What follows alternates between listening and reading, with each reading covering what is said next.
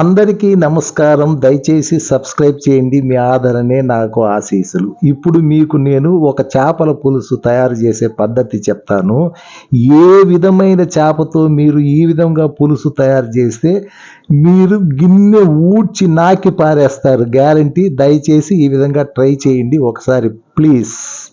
1 KG చేపలు తీసుకొని అక్కడ బాగా శుభ్రం చేసిన తర్వాత ఇంటికి తెచ్చిన తర్వాత దానిలో కొంచెం ఉప్పు, కొంచెం నిమ్మరసం వేసి బాగా దాన్ని కడగండి.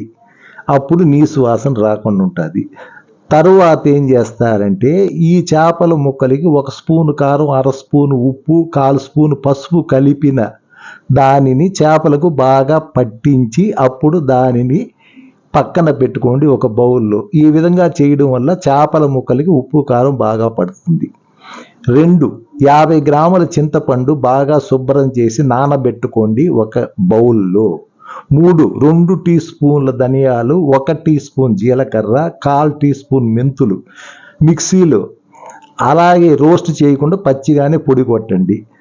ఆ పొడిలో మళ్ళీ 15 రెప్పలు వెల్లుల్లి అంటే తెల్లగడ్డలు వేసి మళ్ళీ ఒకసారి గ్రైండ్ చేయండి.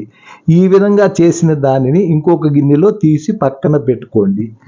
మీరు ఈ విధంగా చేయడం వలన మీకు చాలా అడ్వాంటేజ్ ఉంది.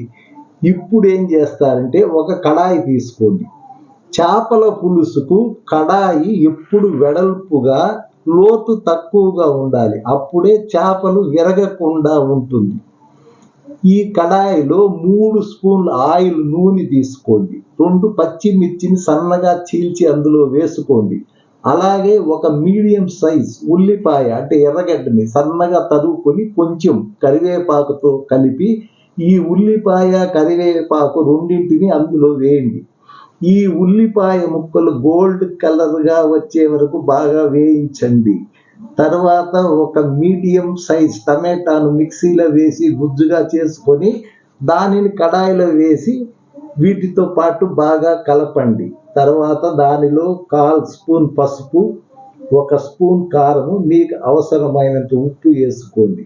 తర్వాత దానిలో ముందు తయారు చేసుకున్న మసాలా ముద్ద ఉంది కదా, దాన్ని వేసి బాగా కలపండి.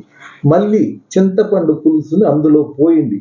చింతపండు పులుసుతో ఉడుకుతున్నప్పుడు మీకు ఎంత అవసరం అంత నీళ్లు అందులో పోసుకోండి. 5 నిమిషాలు బాగా మరిగించి మరుగుతున్నప్పుడు అందులో మీరు తయారు చేసి పెట్టుకున్న చేప ముక్కలు అందులో వేయండి.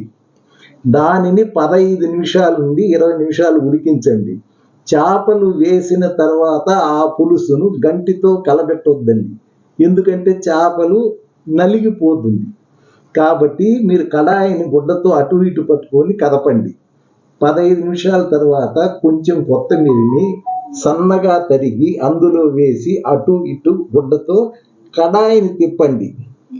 20 నిమిషాల తర్వాత చేపలు రంగు మారి మీకు ఉడికినట్టు తెలుస్తుంది. ఇంతటితో సూపర్ టేస్టీ చేపల పులుసు మీకు రెడీ.